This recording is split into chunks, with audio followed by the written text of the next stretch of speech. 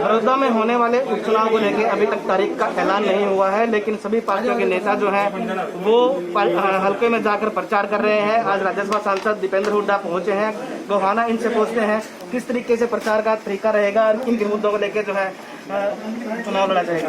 Sir, Baroda में उपचुनाव होना है, क्या मुद्दे? देखिए, बड़ौदा में जो चुनाव है उसमें 3-4 मुद्दे मुख्य रहेंगे। पहला मुद्दा तो जो सरकार, प्रदेश सरकार भाजपा की, जिसने प्रदेश को 6 वर्ष के अंदर विकास की, खुशहाली की पटरी से उतारने का काम किया।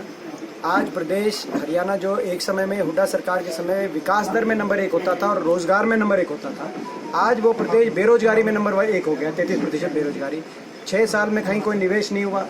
युवाओं को बेरोजगारी की गर्त में धकेल दिया इस सरकार ने। किसान पे बहुत बड़ी चोट पड़ी। आज किसान बर्बादी के कगार पे, ना किसान को भाव मिला, खरीद में दिक्कत आई। अपने वायदों से फिरे, कहा था बोनस देंगे गेहूं पे, आपने देखा क्या वीरान माटी किसान की हुई। और गरीब आदमी की सारी योजनाओं को बंद कर दिया गया। ना 100 गज के प्लॉट की योजना है, जो अम्बेडकर छात्रवृत्ति योजना थी उसका सबसे बड़ा स्कैम उसका सोनीपत जिले के अंदर हुआ। ना कोई मकानों की किस्त गरीब आदमी की पहुंच पाई। तो आज हर वर्ग इस सरकार से परेशान है। सरकार की विफलता ये हमारा नंबर 1 मुद्दा। दूसरा मुद्दा बड़ौदा की अनदेखी। जो बड़ौदा विधानसभा क्षेत्र को हरियाणा का जिन्होंने हिस्सा ही नहीं माना हो 6 साल में मुख्यमंत्री जी एक बार भी बड़ौदा नहीं आए, उनकी क्या भावना होगी बड़ौदा के प्रति, ये दिखाई दे रही। ना मुख्यमंत्री जी आए, ना कोई उनका मंत्रिमंडल में लोग आए, कोई एक बार भी बड़ौदा के अंदर नहीं आए। सुध भी नहीं ली। धुतकार मिली बड़ौदा वासियों को इस सरकार से। और अभी आपके एक पत्रकार साथी कह रहे थे कि भाई जो है कहीं उनको ऐसा लगता है कि भाई हम यहाँ पे चाय में चीनी नहीं डालते। ऐसी बात नहीं है, हमारी चाय में हम चीनी तो डालते हैं यहाँ, मगर उनको हमारी चीनी मीठी नहीं लगती। तो वो एक बार भी बड़ौदा नहीं आए। दूसरा ये मुद्दा है कि भाई बड़ौदा की अनदेखी। पहला सरकार की विफलता, दूसरा बड़ौदा की अनदेखी। तीसरा मुद्दा, एक तरफ कांग्रेस पार्टी की हुड्डा सरकार का कार्यकाल, उसके काम इस इलाके के लिए, और दूसरी तरफ भाजपा की खट्टर सरकार।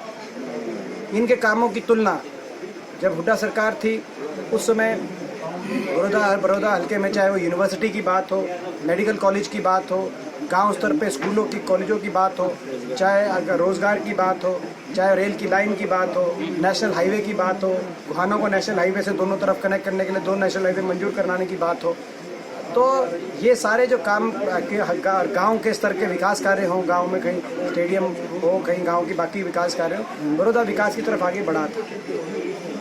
दुख की बात यह है कि 6 साल में हम नहीं कहते यूनिवर्सिटी, मगर इन्होंने बड़ौदा में किसी स्कूल में, गांव के किसी स्कूल में कमरा भी बनवाने का काम नहीं किया। और यहाँ तक कि नया काम छोड़ो, आप पुराने काम भी, हमारे मंजूरशुदा कामों को इन्होंने यहाँ से स्थानांतरित करने का काम किया। जैसे देश का सबसे बड़ा जो रेल कोच फैक्ट्री थी, बड़ी मेहनत से वो मैंने मंजूर कराई थी, वो हमारे गोहाना में लगनी थी।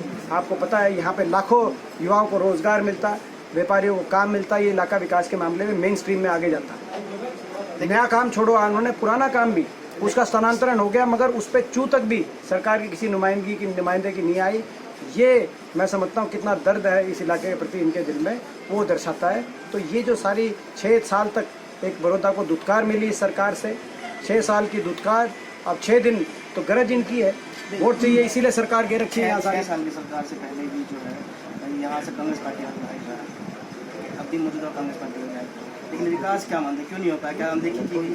तो यही तो मैं आपको कह रहा हूँ कि जब कांग्रेस पार्टी की सरकार थी तो ये मेडिकल कॉलेज और यूनिवर्सिटी का मैं उदाहरण देना चाहता हूँ। ये वही मेडिकल कॉलेज यूनिवर्सिटी है। सरकार बनते ही जो स्वास्थ्य मंत्री थे अनिल विज, उन्होंने सवाल निशान उठा के कहा कि हुड्डा साहब ने कहाँ गांव में और कहाँ खेतों के बीच में मेडिकल कॉलेज और यूनिवर्सिटी बनाने का काम किया है।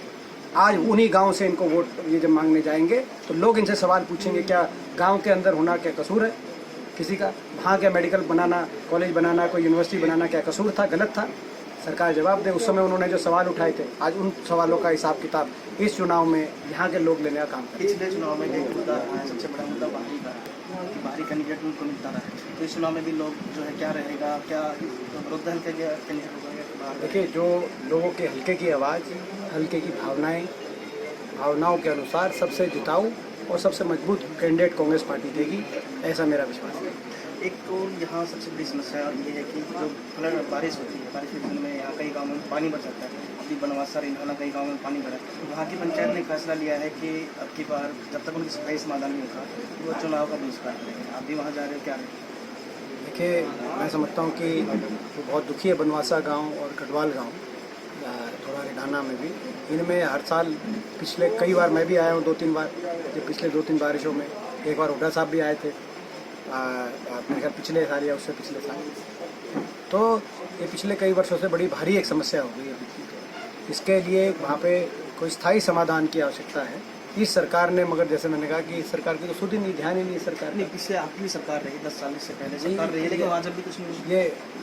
ये पिछले कुछ वर्षों में ये संकट गहराया है, क्योंकि पीछे से पानी आता है तो पिछले संकट में पानी ये संकट गहरा है।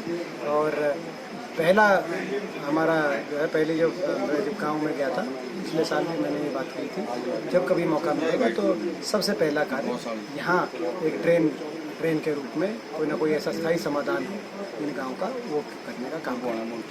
राज्यसभा सांसद दीपेंद्र हुड्डा ने कहा है कि पिछले बार जो 10 साल की सरकार के दौरान जो है इनके जो विकास के मुद्दे थे और जो पिछले 6 साल के दौरान जो विकास के मुद्दे रहे हैं उन मुद्दों को लेकर जो है जनता के बीच जाएंगे और कहीं ना कहीं जो बड़ौदा की जनता है वो जो है कांग्रेस का समर्थन करेगी। गोहाना से पंजाब के लिए